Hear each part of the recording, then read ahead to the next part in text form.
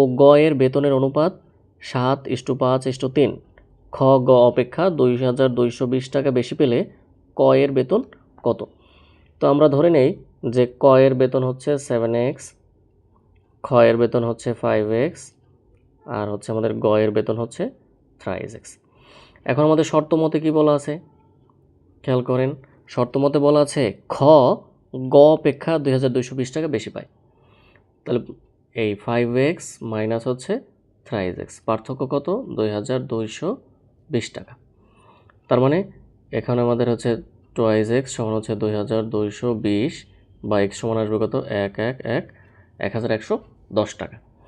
তাহলে আমাদের প্রশ্নে জানতে চাওয়া হয়েছে যে ক এর বেতন কত। এই যে হচ্ছে আমাদের ক কত? 7x। তো এটাকে যদি আমরা 1110 টাকাকে যদি 7 দ্বারা গুণ করি, 7770 টাকা। তাহলে আমাদের ক এর বেতন আসবে কত? 7770